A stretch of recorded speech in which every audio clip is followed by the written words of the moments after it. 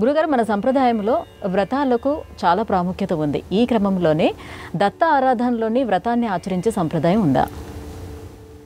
ప్రతి ఉపాసనలో కూడా జపము, మంత్రము, అనుష్ఠానము, కథాగానము, వారి యొక్క లీలలు తెలుసుకోవడం ఉంటుంది. దీనికి అదనంగా మనకి భగవంతుడికి సంబంధించిన కొన్ని వ్రతాలు, కొన్ని ఉపవాసాలు, కొన్ని నియమాలు చెప్పారు. అట్లాగే దత్తాత్రేయ స్వామికి కూడా, సత్యనారాయణ స్వామికి ఎట్లయితే వ్రతం ఉందో దత్తాత్రేయ స్వామికి కూడా వ్రతం అనేది కల్పం ఉంది.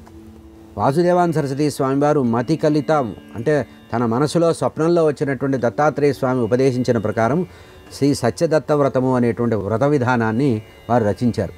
మనకి సులభంగా దొరుకుతుంది. శ్రీ సత్యదత్త వ్రతము, సత్యనారాయణ వ్రతం ఉన్నట్టే దాంట్లో కూడా 5 అధ్యాయాల కథలుంటాయి.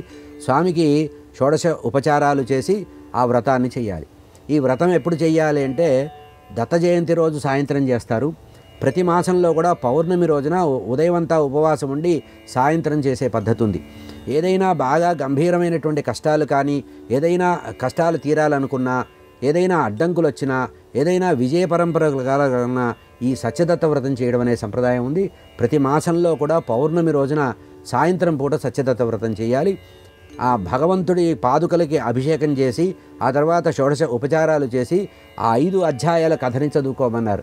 ప్రతి అధ్యాయం చదివిన తర్వాత మళ్ళీ పరమాత్మకి ఉపచారాలు చేసి ఒక నైవేద్యం పెట్టి గోధుమతో తయారు చేసినటువంటి ఆ మిశ్రితమైనటువంటి పద్ధతి, గోధుమలు, బెల్లము, ఆవు నెయ్యి, ఆవు పాలతో తయారు చేసి ఉడకబెట్టినటువంటి పదార్థాన్ని ఆ వ్రతానికి ప్రసాదంగా తయారు చేయమంటారు.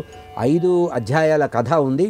ఆ దత్తాత్రేయ స్వామి ఎట్లా అనుగ్రహించారు, ఎవరిని అనుగ్రహించడానికి ఏ రూపంలో స్వామి కనపడ్డారు అనేటువంటి విషయాన్ని శ్రీ సత్యదత్త వ్రతం అనేటువంటి ఆ వ్రతంలో 5 అధ్యాయాల్లో మనకి స్పష్టంగా ఉంది. కనుక దత్తాత్రేయ స్వామి ఉపాసనలో చాలా సులభంగా చేసేటువంటి కార్యక్రమాల్లో ఈ వ్రతము అనేది కూడా సర్వకార్య సిద్ధి.